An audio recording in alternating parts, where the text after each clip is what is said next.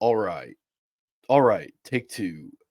First rule of this channel, we do not talk about this channel. Second rule of this channel, this is not legal advice. So I readjusted my Jamar Chase ranking. I moved him up to wide receiver 4. This moves Tyreek and Devontae down. I won't be taking Tyreek Hill and Devontae probably in any leagues unless they really tumble, because they're over the age apex. And that's just something that I just don't think there's enough upside versus the risk of where they would be going as basically like wide receiver, like 5 and 6 at this point. So, not interested. Devontae, even with the age, there's not going to be a lot of competition for targets there in Las Vegas. The question mark is going to be the quarterback situation. And then Tyreek Hill, you have age. There's competition for targets with Jalen Waddle and maybe Jonnu Smith, maybe the running backs there. So it's just too risky for me, even though like I don't have the guts to move them into wide receiver 2 territory, because I'm not going to pull your leg and be like, oh, that's where they should be ranked based off of last year's production going into this year where they're over the age apex. So it was a good comment that we kind of had a discussion about, and guys will be fluid through the off season heading into draft season. So like little things like that, as we kind of think about like where guys should go. Guys are going to get moved up and down the board after the rookie draft at the end of April.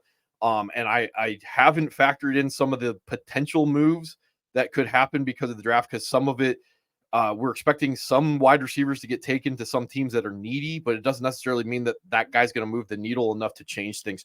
So anyway, let's get into it with wide receiver 11. And there's a reason why I have AJ Brown here as a wide receiver 2. It's a little bit more exhausted. So last year he did finish as wide receiver 7. I think that's well within his range of outcomes. 158 targets, 106, 1,400 yards, and 7 touchdowns. And then I have this brought up so we can talk about, there's Tank Dell, we'll talk about him a little bit later.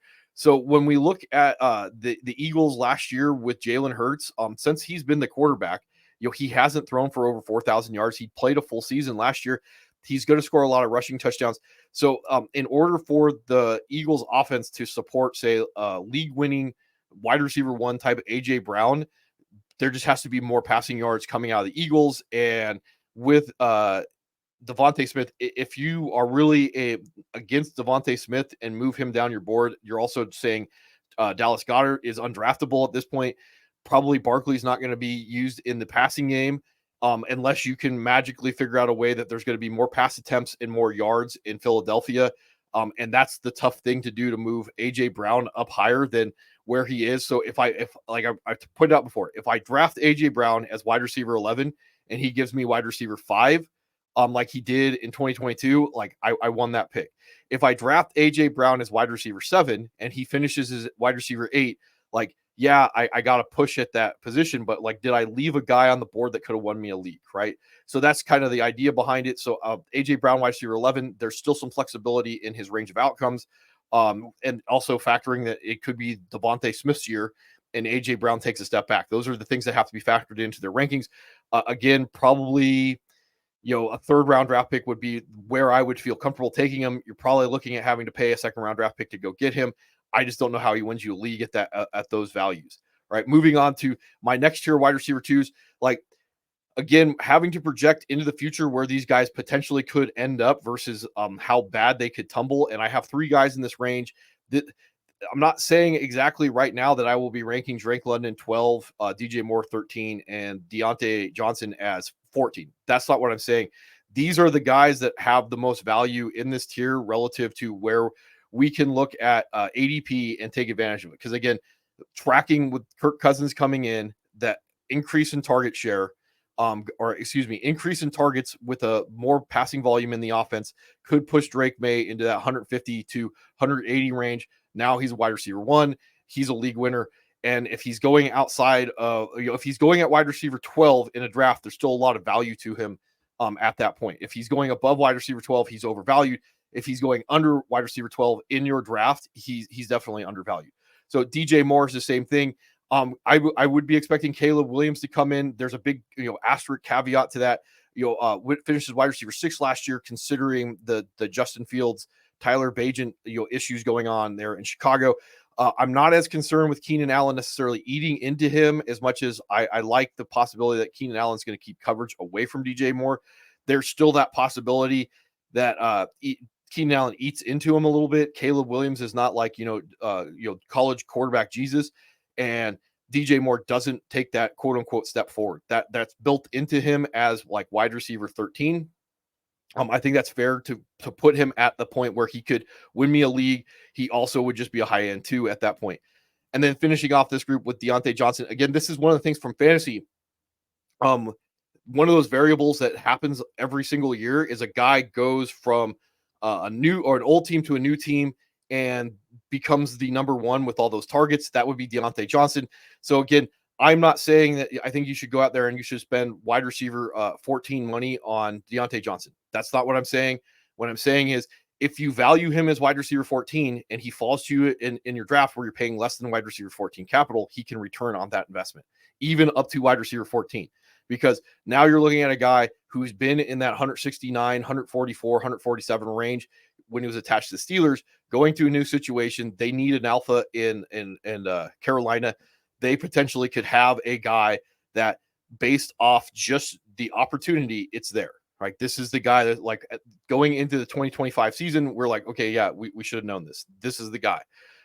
Depending on what his how much capital you put into him. And when I talk about let's see, the next two guys, Jalen Waddle and Zay Flowers, there's a very real possibility in my auction draft that, like, I will just go in and say Drake London, DJ Moore, Deontay Johnson, Jalen Waddle, and Zay Flowers. Those are my 5 wide receivers, and I hope like 1 to 2 of them pay off versus the capital I put into them.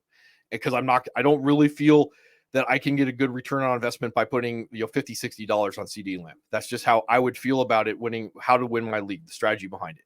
So even in a snake draft setting, depending on where these guys are, where their ADP is going, I would probably just take a big chunk of them and hope one of them pays off. That's just kind of my strategy with fantasy football. So the next guy up is Jalen Waddle. Again, he would be, and I should have marked this better, wide receiver 15 right now. And again, these guys are going to get shifted around a little bit, but expecting that if Tyreek Hill takes that step back because of the age, Jalen Waddle would have to take a step forward. That would be the thought process behind it. He disappointed last year going from wide receiver 7 to wide receiver 34. That 117 targets, putting up this really efficient stat line, that was always going to be the problem, that he steps back from that. But this year, I think we could potentially have the argument that he just gets the uptick in overall opportunity, and then it doesn't have to be as efficient because the volume will do the work for us. The efficiency can stay lower as long as there's more volume to go along with it. That's what I would expect going on with Jalen Waddle. And again, this is just comparing guys, and I should have had this pulled up. I'll just do this right now. Comparing guys to their ADP is what the name of the game is, and then trying to find guys that are ridiculously undervalued in all leagues. So that would be the idea behind this. ESPN has not updated this since the Stephon Diggs trade, so like that's why I didn't necessarily bring it up. But again, like I was talking about, like Jalen Waddle as wide receiver 21. So in a 10-team league, he would be the number 1 wide receiver 3 theoretically. So again, I would like that value behind that for Jalen Waddle. The betting on the flop in opportunity in that Miami offense, and the same thing with Zay Flowers. There may be too much risk involved with Mark Andrews returning to be like one of those unicorns, the number ones in their offenses. So the betting that the flop occurs with a Zay Flowers, that's why I would have him relatively higher. And it's the possibility that he could jump in that wide receiver 1 type range. And all I'm doing on this is trying to find he's wide receiver 23. I think he's slightly undervalued, or at least by 8 picks or so. So that would be somebody I'm interested in putting into this group. And the same thing, Calvin Ridley, 1-year rental going to the Texans. I think there's a lot of risk involved with Calvin Ridley. Yes, he could end up being the alpha in that offense, which means that, yeah, you're looking at a wide receiver 1, and as long as he's outside of that range, how many guys can we project forward into that wide receiver 1 type range? And he's wide receiver 24. I think there's probably the most amount of risk with Calvin Ridley. So when I rank him in that wide receiver 2 type range, he's probably going to be towards the lower end. And I don't just have 10 guys that are wide receiver 2s. There's a lot of guys in this group. Again, you're casting your claw into that ball pit, and you're hoping that you get the right guy that you want out of that group. So that would be the thought process behind the Calvin Ridley. Yeah, he could finish the wide receiver 3. It could be a not good offense. Will Levis is bad. He doesn't take over, and he's not that good at football. Okay, he burned you, but relative to the cost that you put in, when this offense could turn itself around, Will Levis is what you remember to tell the story behind it. And now you're looking at a guy that's like, you spent a top 25 capital on, and he's returning like top 5, top 10 value on. That's what I'm looking at from a fantasy perspective. And the same thing with George Pickens. Again, the quarterback situation is bad. They shipped Deontay Johnson. There's going to be the targets potentially there for him to jump from wide receiver 26 to that 150 to 180 target range. That's what I'm looking at with George Pickens. That's why I would have him over the rest of the guys that we're going to talk about coming up here. Chris Olave and DK Metcalf in that same tier. These are just going to be like solid wide receiver 2s. They could potentially finish as wide receiver 1s, like that top 10. Remember a couple of years ago when Kenny Golladay finished as like wide receiver 7 on the year. We can't control injuries and just overall usage across the league. But at this point with Chris Olave and DK Metcalf, it's probably fair to say that we can't expect that jump. Like they're just never going to take that jump to the next level of opportunity and touchdowns like that. At this point, it's a rough road to say like this is going to be the year that something happens. And DK did it a little bit in 2020, and it just hasn't come back. It's going to be hard to say, hey, I'm paying for wide receiver 2 production, and I'm expecting to get wide receiver 1 outcome with these guys after their track record.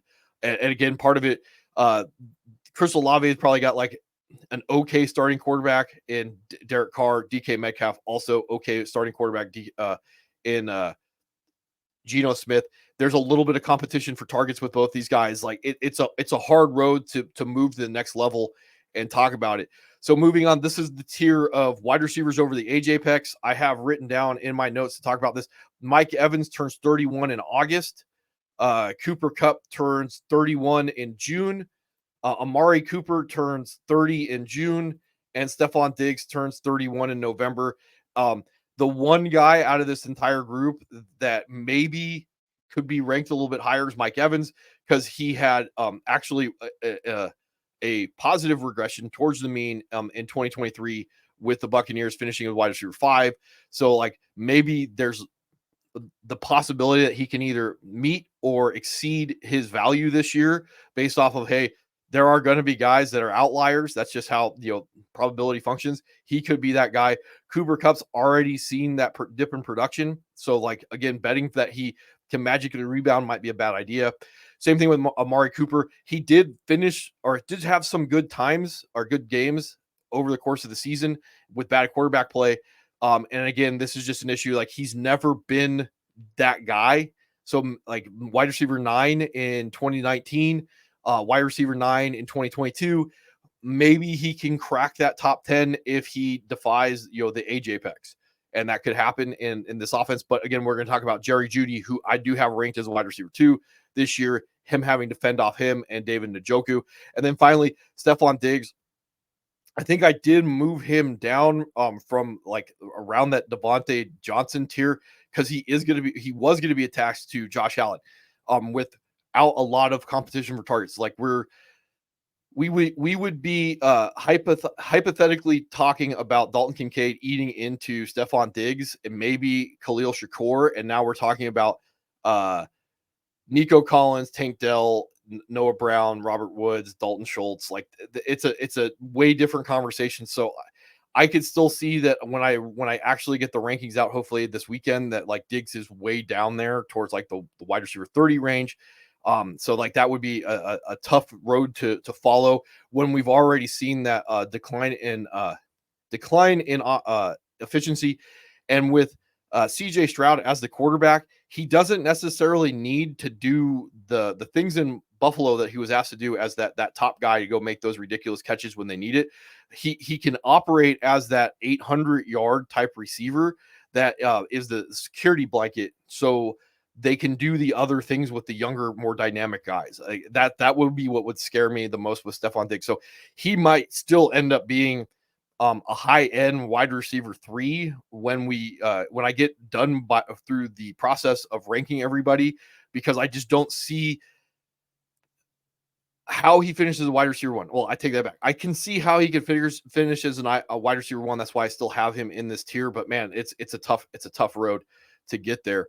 overall. So in this next group, and if you've been around the channel, you know, like guys like AJ Brown, Debo Samuels, Brandon Ayuk, like I don't like them because they cannibalize each other in the first place. I still have Devontae Smith in this range and T Higgins, and I'll break this down real easy why these guys should basically be like really pushed down your board, because again, you're not trying to win a league. If you draft these guys, you're trying to get a push and say, hey, I'll just take the safety and uh try and figure out how to win my draft some other way. And that's the biggest thing about it. So first thing with Debo, you're still primarily chasing these rushing touchdowns, which is an outlier from a wide receiver position, right?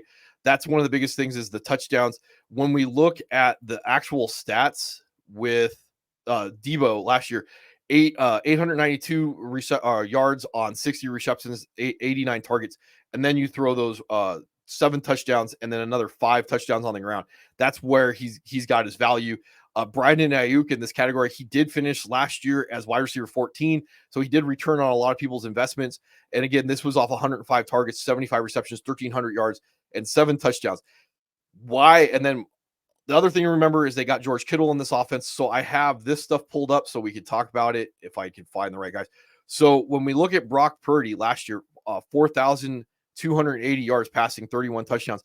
Maybe there's a little bit more blood to get out of this stone from Brock Purdy on the year. Oh, and I forgot they have CMC also in that passing attack. Maybe there's a little bit more blood to get out of the Brock Purdy stone, as opposed to Jalen Hurts, where we would be towards the upside if Jalen Hurts passes for 4,000 yards this year.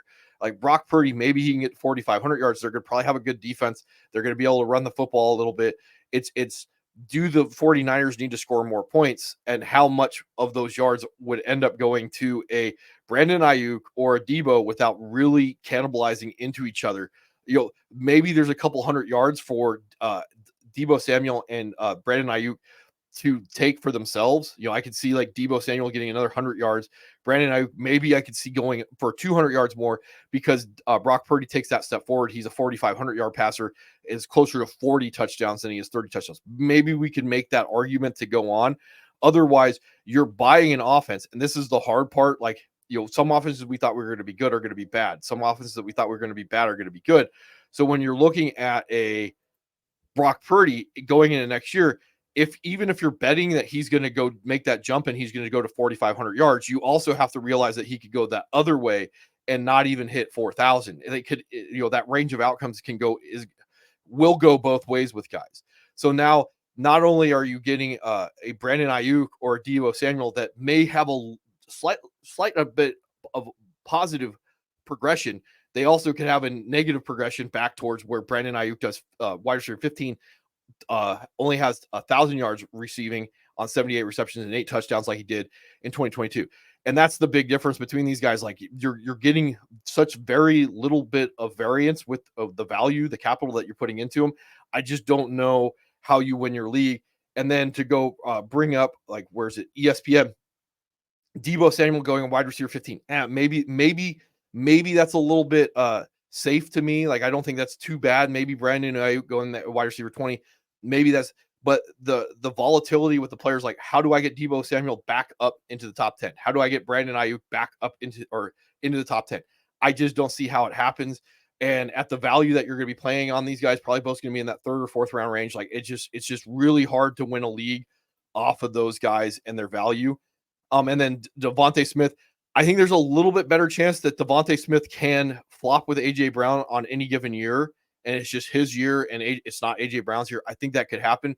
But again, like I talked about with good old Jalen Hurts, is how do we get more yards out of this offense, and how do we get more touchdowns out of this offense than where they're going? So some of these rushing touchdowns by Jalen Hurts might go into the passing department. That helped Devontae Smith, but there's still only going to be so many more yards that we could theoretically get out of this offense, especially with Barkley coming in on the ground, that I just don't know how you get AJ Brown into league winner and how you get Devontae Smith into top 10. And again, it could happen because Jalen Waddle and Tyreek Hill were both in the top 10, and Devontae Smith coming into the 2023 season was a top 10 wide receiver. So it could happen.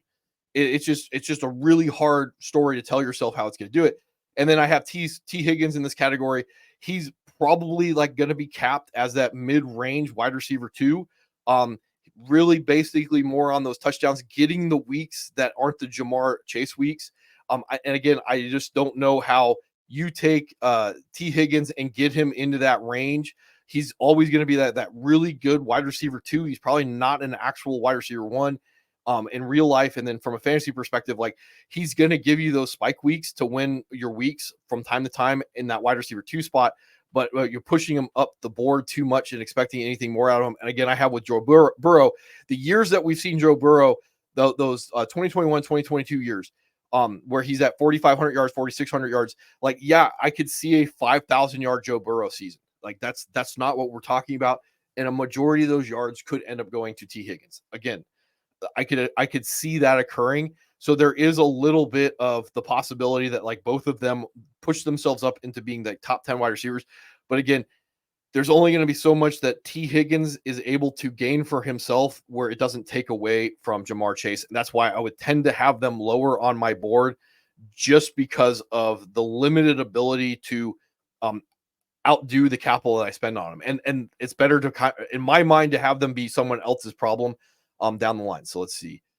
Talk about Chris Olave, Stephon Diggs, T Higgins. So this tier, this is one of the things like Nico Collins probably going into before the Stephon Diggs trades was probably in the Jalen Waddle, Zay Flowers, Calvin Ridley, George Pickens tier. So that would have put him in like top 20 wide receiver.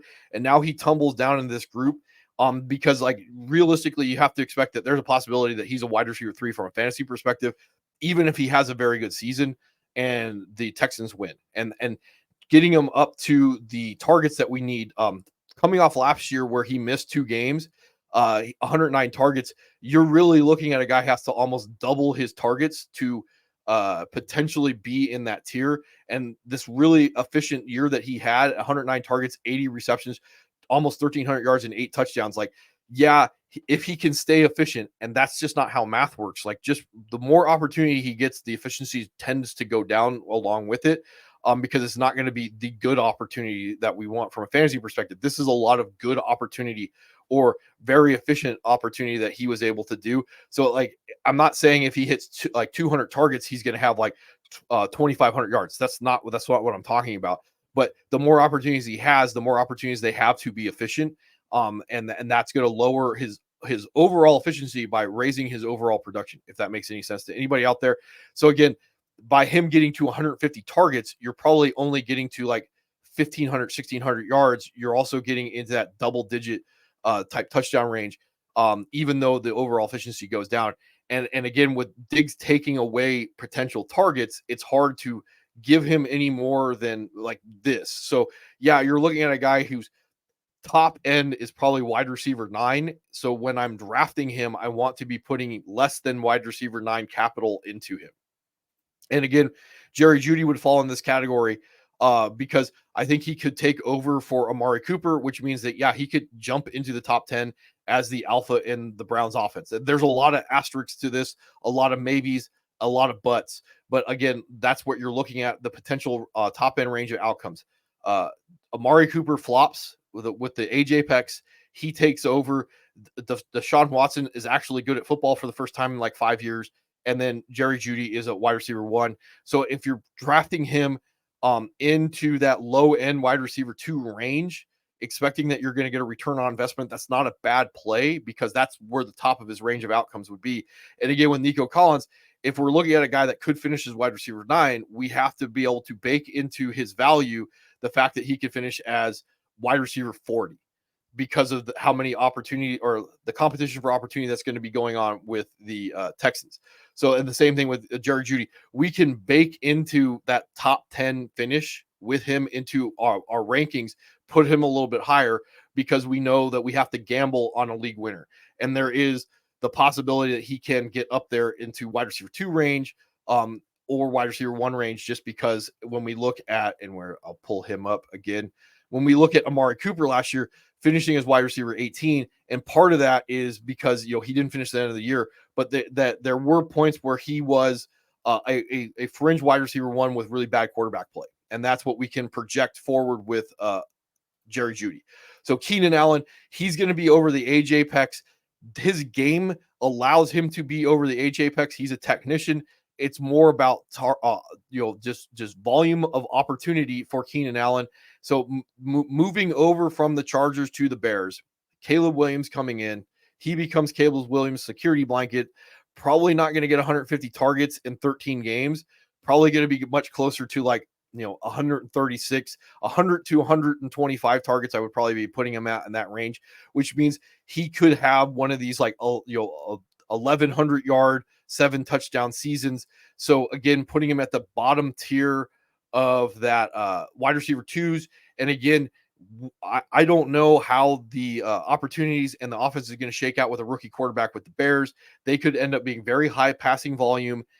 Keenan Allen may still be the number one in that offense. DJ Moore may be the efficiency guy. He may be the more the opportunity guy.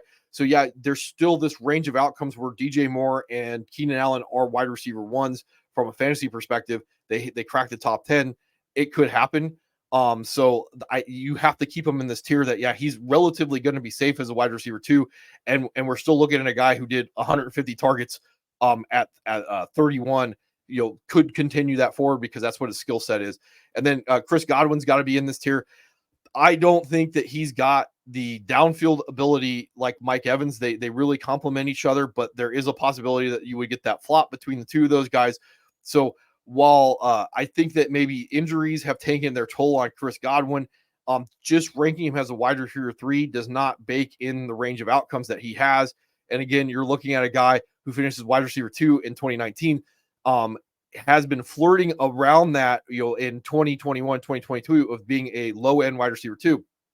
It's still within his range of outcomes because of the age flop with Mike Evans. Keeping him outside of this range is going to be tough. Again, anybody who finishes a wide receiver 1 in their offense is going to have a certain amount of fantasy value. So keeping him in that low end wide receiver 2 range again, and again, going up against a Jordan Addison, getting the ability to get the leftovers from Justin Jefferson. He was operating around that range with the injuries and the quarterbacks they had last year. Again, you're telling the story that there's going to be a step forward with the Minnesota offense, the step forward with Jordan Addison from an ability standpoint because it's second year in the league. The asterisk being that Sam Darnold is brought in. Who knows if he's going to be good, better or worse? But again, thinking of Jordan Addison not being able to take that step like Jalen Waddle or Devontae Smith did is going to hurt his overall value. So yeah, I want to be spending wide receiver 3 capital on Jordan Addison, but I have to realize that I have top 10 upside with Jordan Addison built into him. If that makes any sense. And then the final group of these guys, I have 2 more groups. So Terry McLaurin, this is one of those guys who's like, hey, we got to bet on talent eventually. And I have this pulled up. So right now we would be looking at like either Drake May or Jaden Williams going to the Redskins in the first round of the draft. And I don't know, like, I think they're both flawed in their own special way. I think that Caleb Williams is good. I don't know if he's necessarily like, the quarterback messiah that he looked like he was going to be in 2022. I watched his tape in 2022, and some of the things that were strengths in 2022 ended up being flaws in 2023. That's just how it goes. So Jaden Daniels, I like more from a fantasy perspective because of the rushing upside, and Drake May. I mean, you're looking at like trying to say like, is he another like Josh Allen? There's a lot of arm talent to like with Drake May. He's got a little athleticism. My bigger issue outside of what the Bears have done for Caleb Williams is the Patriots and the Redskins may not be ready to support a rookie quarterback. So what's this all mean for a guy like Terry McLaurin? It means like, yeah, he could end up being the number 1 in his offense. He could end up having this massive spike year because he gets an actual functioning quarterback. He could also have another year of really bad quarterback play. And that wide gulf between like potential like road to wide receiver 1 that Terry McLaurin always has because of his talent and where he finishes the season as a last year where he finishes the season as a wide receiver 3 flex dart throw. Like that golf has to be baked into him. So I have to think about taking him in that wide receiver 2 range because, yeah, he could win me a league or he could lose me a league. And if I overspend on Terry McLaurin, I know that I could get burned. But if I underpay on a Terry McLaurin, I'm watching a guy that has the ability to win a league go to someone else's roster. Again, same thing with Cortland Sutton. So I would be really surprised that the Broncos don't bring in a quarterback. I have this to talk about when we talk about the Broncos. So the wide receiver position for the Broncos right now, and I had this pulled up earlier. I don't know where it is. Um, the two guys that I would maybe expect that are going to be the wide receiver two in uh in Denver right now are Little Jordan Humphrey. He's a fifth year guy, I believe. I don't know what traditions is, but anyway, he was a guy that we were watching bounce up and down between the practice squad and the starting roster last year. He's a big body wide receiver. I think that they like him in Denver, so I wouldn't surprise that he is the number two. Brandon Johnson is another guy that's going to be a little surprising that they have Tim Patrick coming back. They just signed Josh Reynolds. I'm not really concerned with any of those guys being anything more than the number two in the offense, which means, again, anybody who's got the opportunity to be the wide receiver one in their offense, like we have to go, hey, I should spend a little bit of capital on him, even though the tea leaves are saying, like, we don't know who the quarterback is. The quarterback's probably going to be bad. And Cortland Sutton has been nothing but something of maybe a wide receiver two at certain points in his career. Never done anything since 2019 when he finished as the wide receiver 19. So again, probably have to spend a little bit of money up on him because, again, if we're looking like a Kyron Williams last year in the draft going into this year, like we could have known Kyron Williams was going to be a league winner. So again, with Cortland Sutton, he could finish as the wide receiver one in his offense. We don't know what the quarterback situation is going to be. I have to think about overvaluing Cortland Sutton a little bit to get him on my roster because I this may be the number one in the offense, which means he does have that range of outcome to really exceed what I put into him on this. And the same thing with Christian Watson. Christian Watson, a little bit different because when we look at their wide receiver position in for the Packers, well, first of all, they have Luke Musgrave and Tucker Kraft coming back at tight end. That already is going to cut into it a little bit. You still have Dontavian Wicks coming back for a second year. You have what's his face, Romeo Dobbs. We'll talk about tomorrow with Jaden Reed. What's his face, Bo Melton came on late in the season. There's going to be a lot of mouths to feed in this offense, and primarily with Christian Watson, he would project to be the number one. He has to be very efficient, and there's going to be that massive range of outcomes again with this guy between wide receiver one and wide receiver like don't touch. And it's really going to be something to monitor as the season goes on. So I have to rank them in this range, even though, like, man, it's going to be a lot of ADP shopping when it comes to Christian Watson and the rest of these Packers wide receivers.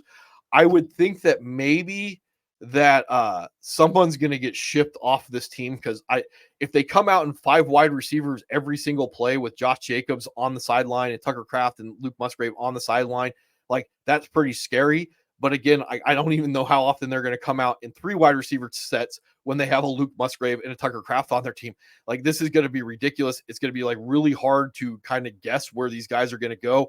So ranking these guys and expecting that we're going to get clarity down the line, I could definitely see moving Christian Watson out of that top or the wide receiver two range. If there's a trade, I could also see moving him up a little bit. Again, if there's a trade, like it's going to be really difficult to follow going forward. And then to finish this tier off, we're going to be splitting hairs between Josh Palmer and Quentin Johnston, and I have the Chargers pulled up right now. So again, I'm not going to worry about Will Disley or Hayden Hurst. We'll talk about them, or Donald Parham. We'll talk about them a little bit in the tight end area. But right now, the Chargers only have three wide receivers on their rosters attached to Justin Herbert. And that means that I am going to see opportunity written all over Josh Palmer. I don't care what you or I or anybody else thinks about the talent of Quentin Johnston and whether or not he is a bust or he could be a bust. They have the opportunity to be the number one attached to Justin Herbert. That means I want pieces of that as cheap as I can get it. And that's the same argument to be had with Khalil Shakur and Curtis Samuel. I want the number one wide receiver attached to Josh Allen at the lowest price that I could pay for it. I'm going to guess that Khalil Herbert is going to be the guy, the more coveted guy out of the two. But again, like from fantasy perspective, the variable of a wide receiver going from an old team to a new team automatically says, hey, we could get a wild range of outcomes with that guy. So I want a piece of that. And Khalil Shakur with the vacated targets that could end up going to him. Again, like something that I would be really interested in. That means he could finish as the wide receiver one in the offense. Wild range of outcomes. So again, you're looking at a guy that could be a league winner as a top 10 wide receiver, Khalil Shakur, basically getting the Stephon Diggs production that he got. And then again, this is not me saying that I think Stephon Diggs or that Khalil Shakur is Stephon Diggs. That's not what I'm saying when I talk about this. What I'm talking about is from an apples to oranges perspective. When he goes to Buffalo in 2020, 166 targets, 127 catches, 1,500 yards, 8 touchdowns, and then basically repeating that in 2021. There is a story to tell where Khalil Shakur gets these outcomes, these 3 outcomes, and we can predict it ahead of time because of uh, him just getting apples to apples opportunity from the Stephon Diggs departure. So yeah, we can already start talking about that, and that means it depends on how much the hype train pushes him up past where that median is of his range of outcomes. And I think that's about all I have. I want to bring up Tank Dell a little bit. Like he was in this low range of guys before the Stephon Diggs trade. And I really had to move him down to wide receiver 3. I don't know if he's going to be able to where the targets are going to come from. And I kind of expect that Stephon Diggs is going to be moved around the formation, and so is Tank Dell, and then Nico Collins is going to be moved out wide. Like it becomes really hard to kind of they were moving Nico Collins inside to take advantage of these things, and then the valuable routes would go to Tank Dell and Stephon Diggs on the outside. Trying to guess where these guys are going to go, I would maybe guess that Tank Dell is going to be the number 3 in this offense.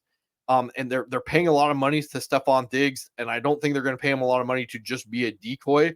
And the things that Nico Collins can do because of his size, if I can bring up Nico Collins to show. So Nico Collins 6'4", 215 is just really not something Tank Dell is going to do at like 5'10", 165, right? And Stephon Diggs, if I can go hunt him down, Stephon Diggs, he's not 6 foot, but 6 foot 191. Like the stuff that Nico Collins can do based off that size, that length is going to be different than these other 2 guys. So that's part of the reason why I put them in their own tier. And the size is something that they may have to manufacture more stuff for Tank Dell, and there's only so much manufacturing opportunity that you could do at the NFL level. So he would be the one guy that he's going to probably be, I have him right now as the top tier of my wide receiver 3s, because maybe we can talk about this long, hard road to wide receiver 1. And most of my wide receiver 3s do have that baked into them, because I don't see the point of drafting a wide receiver 3 to give me a wide receiver 3. I draft a wide receiver 3 to get a wide receiver 2. That's how I think about it. So even the wide receiver 3s, some of them are going to be guys that have these wide range of outcomes where they're it's going to be like boom bust when it comes to them. And maybe I move Tank Dell up if we get a little bit more clarity. Maybe I don't, but that's just a guy to talk about. He'll be the first guy to talk about tomorrow. But that's all I got, and that's about 38 minutes. So yeah,